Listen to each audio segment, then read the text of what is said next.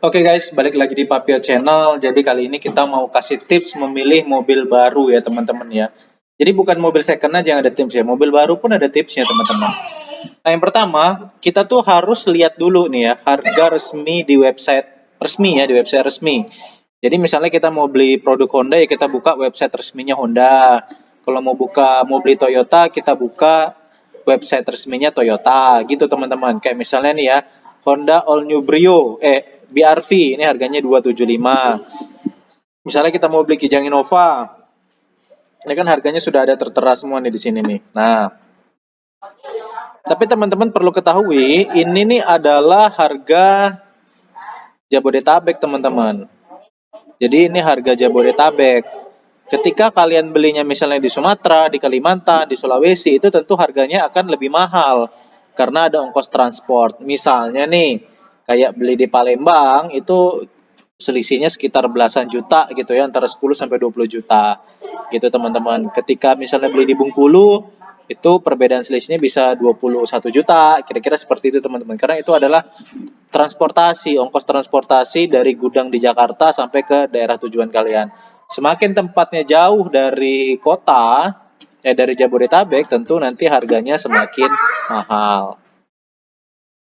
Nah ini ya, harga luar Jabodetabek itu pasti lebih mahal nih ya. Kalian baca aja beritanya banyak tuh yang menjelaskan kenapa harganya bisa lebih mahal. Contoh nih misalnya di ibu kota baru nih di Kalimantan Timur ya, itu harga mobil bisa bedanya sampai 50 juta dengan harga Jakarta. Ya karena memang ongkos kirimnya mahal guys, jauh. Sekarang pilihannya kalian mau kredit atau cash ya. Tergantung teman-teman. Nih ya kita lihat simulasinya. Kayak misalnya kita mau beli Kijang nih. Kita beli Kijang di kota Palembang dengan DP 25%. Ini harga Kijang diesel V otomatis itu 426 juta. Kalau kita cari, kita lihat simulasi angsurannya seperti ini teman-teman ya. Yang 60 bulan atau 5 tahun itu angsuran per bulannya 9,1 juta dengan DP 110 juta. Ini kalau seandainya mau ngambil angsuran ya atau nyicil. Nah, ini ya yang tadi ya. Ini kalau kita lihat-lihat teman-teman ya, harga cashnya itu 426 juta. Sedangkan harga kredit ini kalau kita hitung-hitung itu 658 juta teman-teman. Bayangin ya teman-teman ya. Harga cash yang 426, kalau kredit itu bisa sampai 600. Di mana selisihnya itu bisa sampai 231 juta teman-teman. Jadi apakah kredit itu rugi? Belum tentu teman-teman. Kita harus lihat dulu pembelian mobilnya untuk apa. Kita lihat nih, kredit rugi belum tentu guys. Karena mobil kayak tadi kita misalnya beli Kijang Innova gitu ya, untuk usaha atau konsumtif. Kalau seandainya mobil Kijangnya kita beli untuk usaha, tentu iuran per bulannya bisa kita tutup dari hasil usaha. Misalnya nih, kita travel kan, kita beli Kijang untuk usaha travel. Nah, keuntungan dari travel tiap bulan itu kita bisa tutup untuk bayar kredit. Nah, jadi nggak masalah guys kalau seandainya itu untuk usaha. Tapi kalau seandainya untuk konsumtif atau untuk pemakaian pribadi, ketika itu kredit ya mungkin harganya akan ya rugi ya teman-teman ya, karena kan tidak menghasilkan. Mobil yang dipakai untuk konsumtif itu kan tidak menghasilkan, jadi rugi sebenarnya kalau beli kredit. Harganya jauh lebih mahal gitu teman-teman. Nah, sekarang teman-teman harus tahu juga nih, mobil baru tuh banyak loh jenisnya. Yang pertama, yang fresh from the oven, yakni mobil yang betul-betul baru keluar dari pabrik, facelift, VIN-nya atau NIC-nya, nomor induk kendaraan atau vehicle identification number, itu dibuat di tahun yang sama. Kayak sekarang misalnya tahun 2021. Nah, itu mobil-mobil yang memang betul-betul diproduksi pada tahun 2021, itulah mobil yang fresh from the oven. Itulah yang harga website tadi teman-teman. Yang betul baru-baru dibuat di tahun itu gitu ya. Jadi itulah yang harga di website tuh yang harga itu teman-teman. Tapi selain itu juga ada yang namanya old stock atau stok lama. Jadi misalnya sekarang 2021, tapi ada mobil produksi tahun 2020 atau mungkin mobil produksi 2019 yang masih ada di gudang, masih ada di gudang dealer. Itu namanya mobil old stock ya, mobil stok lama. Lalu ada juga yang namanya mobil X display. Jadi kan kalau pameran mobil itu kan ada mobil-mobil yang dipamerkan tuh, baik di mall, di pameran, di dealer. Nah, itu semua adalah mobil-mobil display. Mobil display ini sebenarnya dijual loh sama dealer itu teman-teman dengan harga yang jauh lebih murah. Jadi ini harga yang benar-benar asli, harga website. Old stock ini bisa lebih murah karena ada diskon. Terus ada lagi mobil X Display. Nah, ini diskonnya biasanya lebih besar nih. Dan juga ada mobil X Test Drive. Nah, keempat jenis mobil ini tentu sama-sama mobil baru ya teman-teman ya. Cuman yang memiliki kelebihan dan kekurangan. Tapi tetap kok ini semua mobil baru kok. Tenang aja. Nah, terus pertanyaannya, mana yang lebih value for money antara diskon besar atau tanpa diskon? Nih, saya ambil contoh Avanza nih ya. Avanza itu kan yang sekarang 2021 sudah new model ya, atau major facelift, facelift besar. Nah, ini kan harga-harga baru nih. Sedangkan tentu pasti beberapa dealer Toyota itu masih punya Avanza lama. Nah, Avanza lama ini yang bakal didiskon besar-besaran sama mereka. Nah, sekarang mana yang lebih value for money? Kalian lebih pilih mana nih? Mau pilih yang baru, model baru, dengan harga penuh ya, belum ada diskon, atau model lama dengan diskon yang besar? Nah, kalau saya pribadi sih, kalau faceliftnya sudah besar-besaran kayak gini, atau bisa dibilang new model, model baru, saya akan lebih pilih yang Avanza baru ini teman-teman. Karena nggak apa-apa harganya mungkin lebih mahal, tapi kita juga mendapatkan mobil yang benar-benar baru. Nah, lain cerita kalau misalnya kayak gini nih. Misalnya nih, di gudangnya Toyota masih ada Innova tahun 2016 nih, stok lama misalnya, atau X-Display atau bekas pajangan, mobil bekas pajangan atau mobil bekas pameran, produksi tahun 2016, dibanding Innova yang tahun 2021 yang baru diproduksi sekarang, facelift nih 2021, tapi tanpa diskon. Nah, beda nih. Kalau Innova, saya akan lebih milih Innova stok lama atau X-Display atau X pameran atau tahun pembuatan lama. Kenapa? Karena antara Innova yang sebelum facelift yang tahun 2016 ini dengan Innova yang 2021 itu nggak ini ya apa? Nggak mayor perbedaannya, nggak terlalu banyak perbedaannya teman-teman. Cuman perintilan-perintilan aja. Secara basic masih sama aja, masih sama-sama Innova. Beda perintilan aja. Tentu saya akan milih yang stok lama 2016. Walaupun mungkin ya buat beberapa orang lebih jadul tampang, tapi buat saya nggak masalah karena ya transmisi sama, penggerak sama, bensin mesin sama, semuanya masih sama teman-teman. Cuman beda perintilan aja yang nggak terlalu berpengaruh gitu ya. Lebih baik kita saving money puluhan juta, kita ngambil yang stok lama dibanding kita ngambil yang tanpa diskon, stok baru, tapi ya perbedaannya nggak terlalu signifikan ya, cuman perintilan-perintilan aja gitu teman-teman.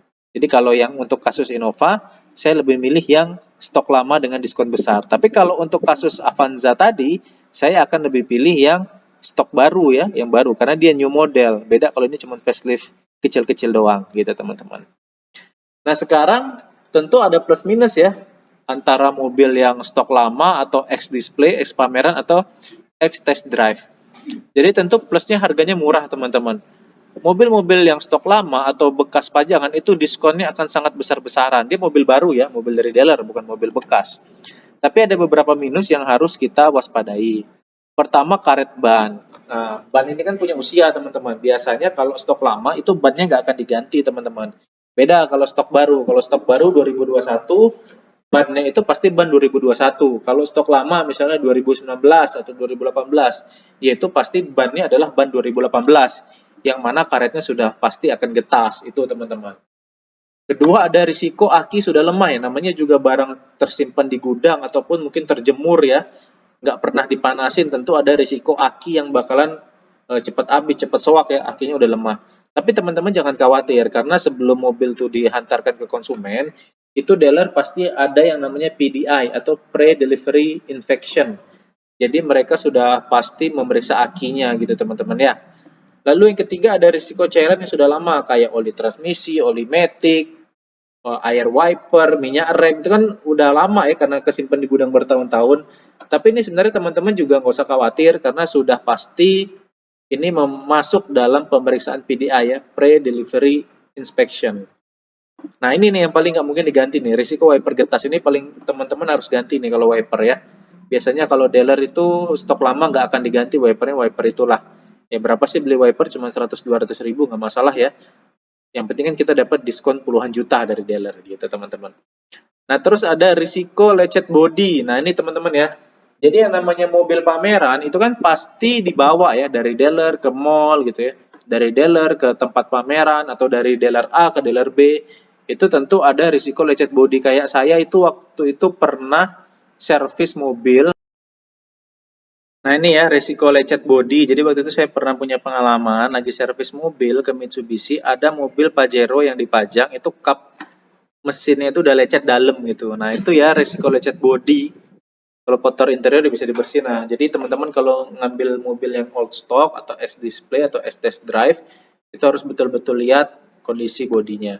Terus ada risiko kelengkapan mobil yang gak lengkap, misalnya ban serep, segitiga pengaman, kunci serep, karpet dasar. Yang namanya juga mobil dibawa pameran kemana-mana gitu ya, bisa jadi nyecer, atau mobil kesimpan di gudang lama, bisa jadi kunci serepnya lupa naruhnya di mana, orang gudangnya bisa jadi kan, semua bisa terjadi.